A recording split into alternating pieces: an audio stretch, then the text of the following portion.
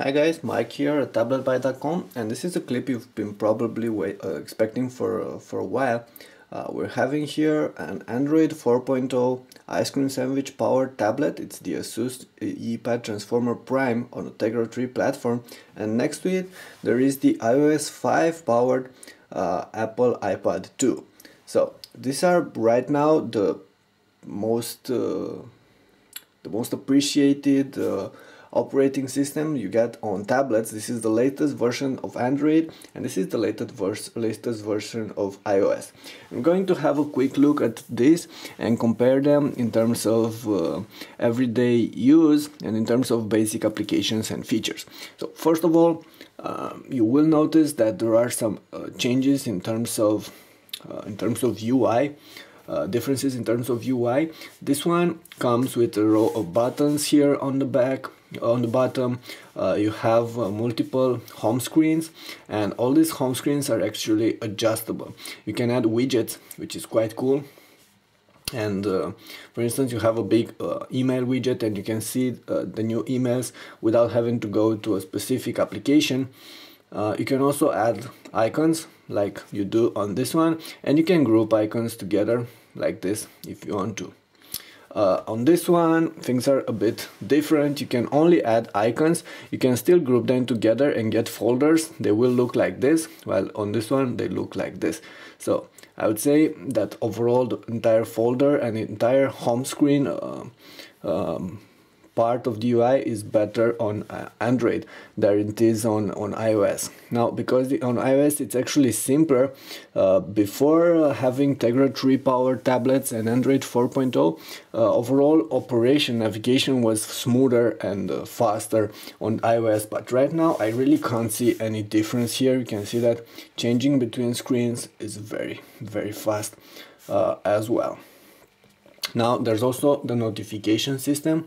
On Android IceCream Sandwich, notifications will be added here. So when something is going to happen, you have all this information here, and you will be able to swipe applications like this if you want to close them. On this one, you have a notification bar over here. So in case something happens, they will be listed here. I like this one better as well. In terms of multitasking, you have the multitasking tab on Android, and you can easily kill applications like this. For this, you don't really have multitasking, but if you double tapping the home button, it will show you the last 7 opened applications. They're not running at the same time, they're dormant on the back, but you can, if you press, like I said, if you double press the home button, you can then go ahead and select some of those applications like this and swipe between them. If you want to kill them, well, there's no need to kill them, because like I said, only one application is running at a time. There is no true multitasking. For instance, if you want to, I don't know, listen to some music while browsing, you might be able, you can do this on the iPad, but other types of multitasking are not really available. And this is why you have this. If you swipe between applications, you can see the some of the other applications you've opened in the past, and you have this control here where you can actually go ahead and play content. Hello everyone, this is right now we're playing content from a YouTube clip, but if you're going to if your last activity was playing some music, for instance, let's go and play this, have stop. You'll be able to see that your last activity is music, and you can switch between tracks from here, and you can also go ahead and mute it. Now let's say we're locking the two devices like this. Now, if you unlock it on this one, you get the option to go straight to the camera or open this. On this one, when unlocking, you get the option to just unlock it like this. But if you're playing a song, and if you unlock it,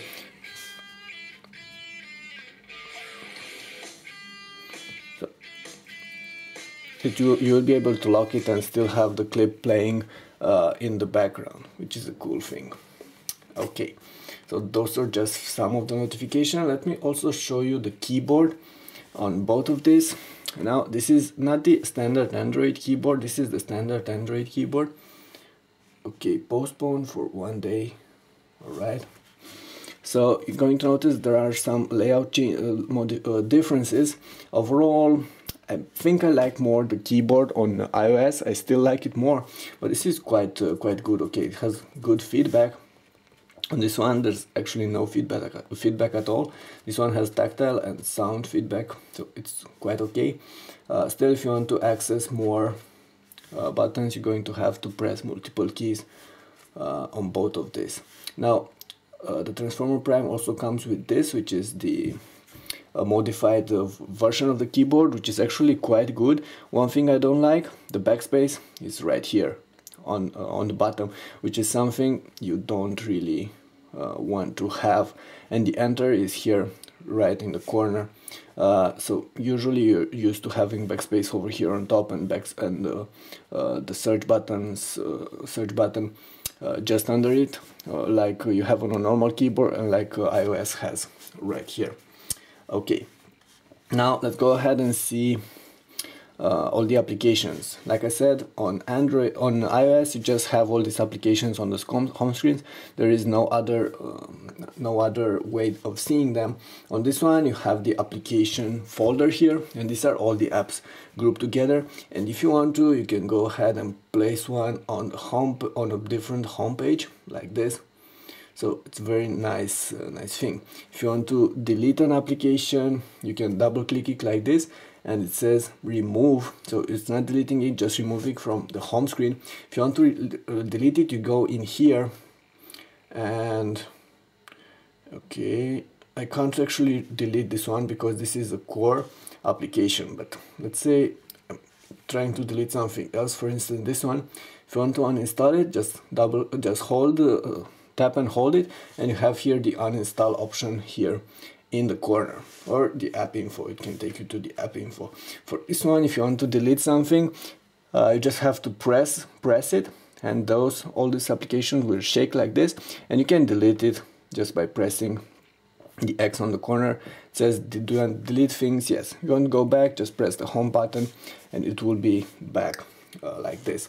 And of course, like I said, on this one you have widgets, tons of widgets, and all the applications that you will install will get you more widgets. On this one, no widgets at all. Okay. Sorry for that. Now let's have a quick look at the markets. For Android, we have right here the Android market. Alright, so this is the Android market. For this one you have the App Store. Now basically what's different about this two is that for iPad you get more and better applications that are specially made for this big screen and for this resolution. While on this one they're starting to get better applications as well, but they're not as many. And one thing I like on Android, on the iOS, and I don't like on Android, is the fact that you can't really say which application is made for tablet. For instance, let's say we're looking for Twitter, right? So we're pressing search, and we're looking for Twitter here as well. Okay, sorry. Okay, so we have a bunch of applications here. We don't know which one is for smaller devices with smaller screens, smartphones, or for tablets. So I've installed the first one, which is Twitter.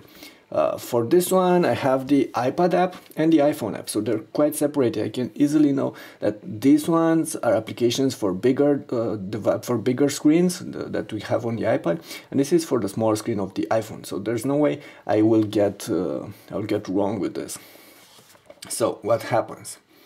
The application we have in here, this is the Twitter application for iOS.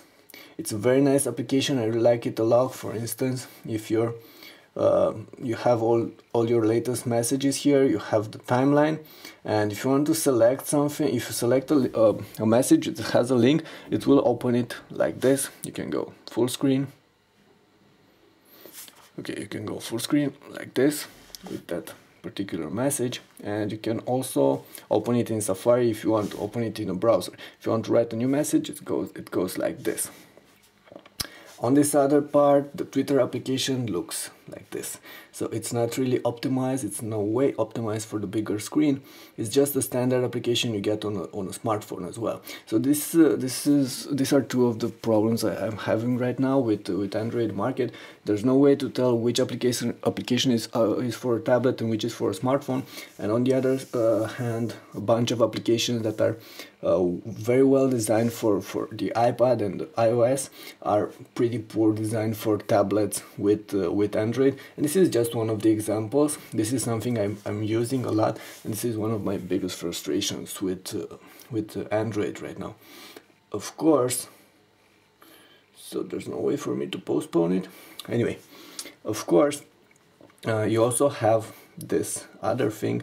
For Tegra powered devices, you have the Tegra zone, which is kind of like an exclusive market where only applications made for tablets with Tegra are gathered together, and basically we have here a bunch of games. So for games you have a bunch of good titles that will work excellently on this device, and they're pretty much on par with what you get on the iPad. And in some cases there are matching titles, in other cases there are only titles made for NVIDIA tablets, while there are some other titles only made for the iPad. So for gaming, I'd say that the iPad is still better because you have more options right now, but Tegra 3 powered tablets are right there, and once more and more games will be available, it will be a very good option. And speaking of that, of gaming, let me go ahead and show you a game that I have on both of these devices, and this is the Grand Theft Auto 3. Should be here. Okay, so this is Grand Theft Auto on both of these.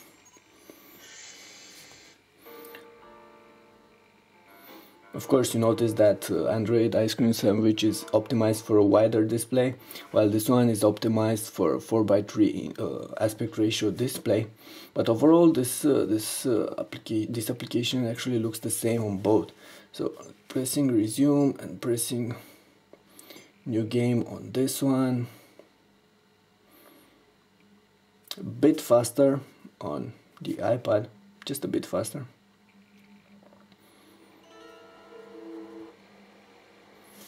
And overall it moves the same and it feels the same. It's pretty much the same game. You get the same options.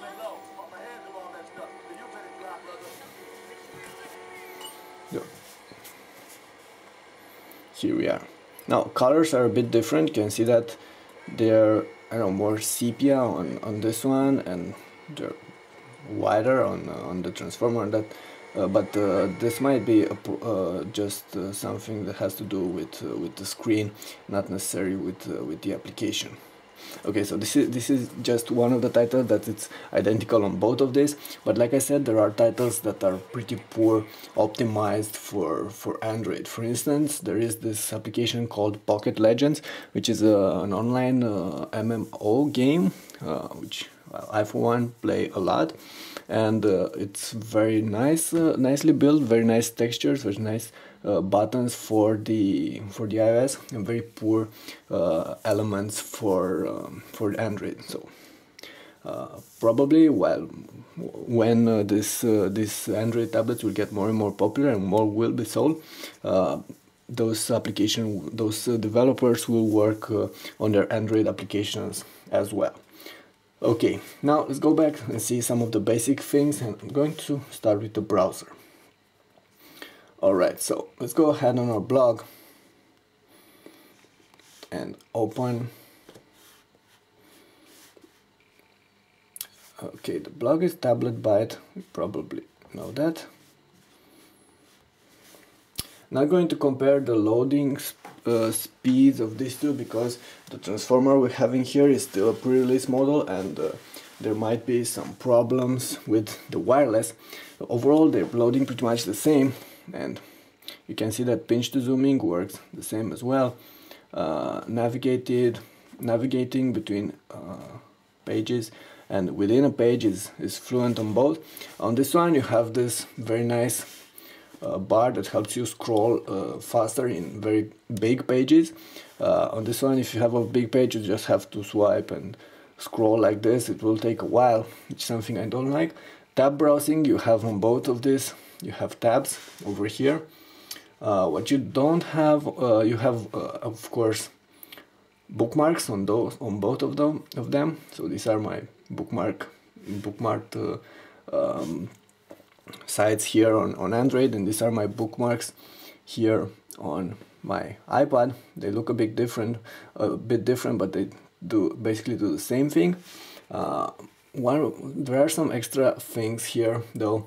You have the navigation options on both. You have the options over here, and you have the options here as well. A bunch of different options. You have, like you saw, you have the search bar. You have the back and forward and the reload buttons. But on Android, you also have a couple of different things. First, this one can work with Flash websites. It will be able to run Flash scripts. It will be able to run JavaScripts as well. So it's more versatile. Pretty much all the applications and the websites that you're using on your computer will work on Android 4.0's browser, but some might not work on iOS. And you also have this other interesting features here. You have the save for offline reading, and if you can save a web page and then read it later when offline. For iOS, for Safari, you can't really do this from the browser, but there are applications that let you do this. I think I have something like this. Yeah, I really know that I have something like this, an application that works, does the same thing, but it's not embedded in the browser. And you also have the option to get the mobile or the desktop version of a website, which is quite cool if you're having a 3G, if you're on a data plan, because this way you can save your bandwidth and also diminish your cost. So those were pretty much all the things I want to show you about the browser. You notice that on Android it's quite easy to get from an application to another. You have all these buttons here on the screen. For this one, you have to really rely on the home button a lot for all these actions. Now let's go ahead and show you a couple of things about YouTube. So both come with YouTube applications. They're working quite okay. This one looks interesting and all. Not really a big fan of it though. So it's just a graphic, a different way to display things graphically. But let's go ahead and open the same clip, which is the Big Bunny animation. Okay, so we had an error here. Alright, let's go ahead and try it again.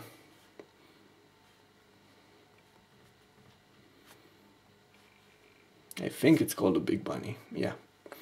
Here it is. Let's go ahead and open it on this one.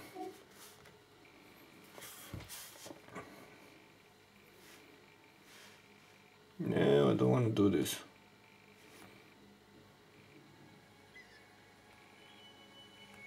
It's trying to make me update, and I don't really want to do this. Let's see if I can actually play this clip. Alright, it's not allowing me to select the clip. Wait. Okay, here we are. One thing, pretty much the same options here. But one thing I like on the iPad, you have this gesture to go full screen, which is quite nice. On this one, you don't have the same gesture, so you have to rely on this small arrow, which is not a problem when going full screen, but might be a problem when trying to go back, because you have to press this small icon here, which is very close to the clock and the notification system, and you might end up pressing the wrong thing. Still, both this operating system and both these tablets are able to run HQ, so high quality YouTube, without a problem. So very good performances here, which is something that I couldn't say for the previous generation Android tablets that were running on Tegra True and that were using Android Honeycomb. Alright, now let's go ahead and tell you a couple of things about the music players. This is how the music players is looking on this one. Over here should have the music player as well. Okay, so this is music. Fortunately, I don't think I have any tracks on this one. Yeah, so I don't have any, so I can't really show you many things. Basically, what's cool about this one, on this one you can play the track, go back to homepage. If you want to switch between tracks, you just have to go ahead and use this menu over here. And if you want to close them, once again you have to go here and put it on pause. On this one, if you're going to have some tracks, you will have a control here that will allow you from the notification system to quickly change between tracks, pause things, and you also are able to add a widget. So there is this widget that's used for controlling music. So this is the widget we're talking about. You can add it here on your home page, and you can control things right here from the homepage. So it's a lot faster. But like I said, no music for me. Now there is the problem with content. If you want to buy movies and music on Android, and you're not living in the US, it might be a bit more complicated. For iOS, you have the iTunes Store, so it's very easy to get your content. Now you have to rely on iTunes, which is a software that you install on your PC or your Mac, and most won't like this. For this one, getting the content, if you already have the content, and getting on a tablet is a lot easier. Just connect it via USB and drag and drop the files, and then you're good to go. And like I said, music, there are some music and movie stores for Android, but like I said, they're only available in the US right now, so they're not available worldwide. In terms of movies, once again, I don't think I have any movies on this one. Sorry for that. There should be a movie application. Okay, I don't think it's the movie studio. There should be a movie application. Yeah, it's not. This is a movie editing. There is a movie application, and you can also go use the file manager and go to a certain movie and play content. This one can play 1080p clips, and it will support a bunch of different applications. I'm using Dice Player, which is a player that you're going to buy from the market. It's like $5, and you can even play 1080p MKV files up to 40 megabits per second bitrate. This one can only play 720p clips, and in order to get the content, you got to get it through iTunes. You have the video screen right here. I have a couple of trailers. They will work flawlessly, the 720p, but it won't work with the 1080p. So probably the iPad 3 will address this problem. For now, for movies and for music, definitely the Android 4 and the Transformer Prime or any of the other tablets with this platform and this operating system are better. Then there are the Google native applications, and over here, once again, this is way better. Just going to show you Gmail. Compare Gmail on both of these. You're going to notice that you have a lot more options over here. Okay, so my Gmail is not yet set. So let's compare the email, the standard email application, and not the Gmail applications. Okay.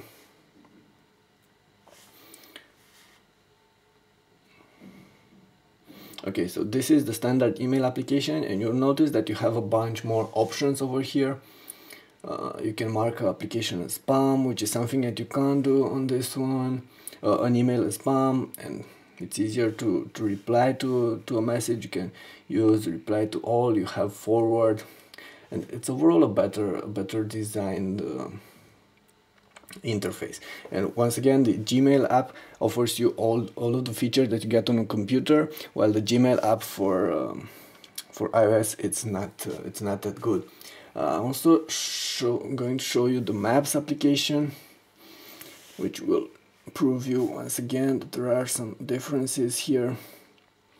So very simple application for this one. You can only go ahead and select between map styles, and you have some traffic information, and you have drop pins, you have some bookmarks and some directions and a search. While on this one you have a lot of, you have latitude, Google Latitude, so it works with Google Latitude. You have a bunch of points of interest that are available. You have My Maps, you have transit lines, you have integration with Wikipedia, with traffic. So this can actually work as a very good GPS unit. While on iOS, the maps, they're not that well designed. Once again, that might change with the new iPad 3 and a new version of iOS, but I'm not really sure that will happen because, like I said, those are Google's application, and